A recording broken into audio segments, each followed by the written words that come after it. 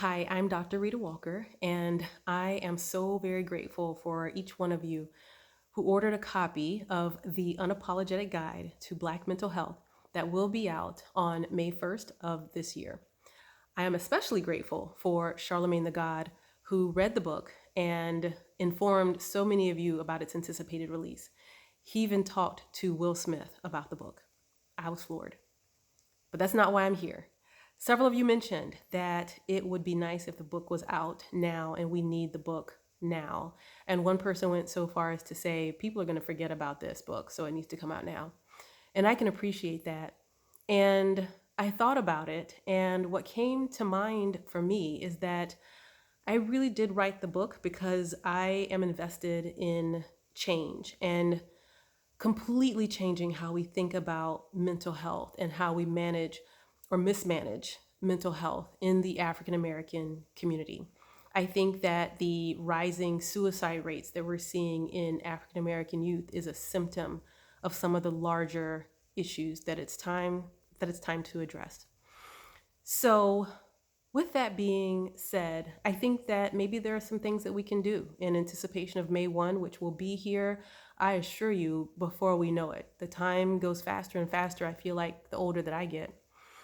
But if we can think about just slowing down actually for a little bit, I know that we're accustomed to our prime deliveries and our fast casual dining options, but it may be helpful to just take a time out and do some data gathering. And what I mean by that is for us to do and engage in more self reflection and engaging in self awareness. And so, an example of what that looks like is think about the next time you're in the shower and think about or pay attention to what you think about. The shower is a wonderful opportunity to just relax and reset and regroup. And I bet a lot of you already do that, but a lot of us don't.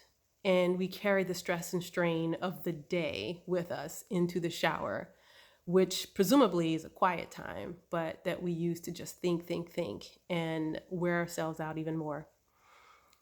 I think about when I was younger and I used to drive my dad's old Plymouth Duster.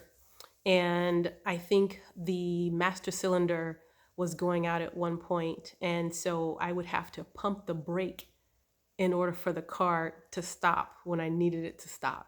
So if I'm coming up on a red light there where I have to stop, and the car was not going to stop if I just pressed the brake, it wasn't going to happen that way. I would have to pump the brake to get it ready to stop. And in hindsight, I probably should not have been driving the car in that condition. But as long as I pumped the brake, it was fine. And so maybe we can do that. Maybe we can pump the brake in anticipation of having a larger, fuller discussion about mental health by just taking some time over the next few months not to do anything and not to change anything. We have to get ready for change. So let's just take the time, notice what's going on around us, notice what the things are that are stressing us out. Notice the time of day. Is it always morning? Is it always evening? Is it always when we're hungry? Is it always Monday? Pay attention and just notice what the things are because there's usually more than one.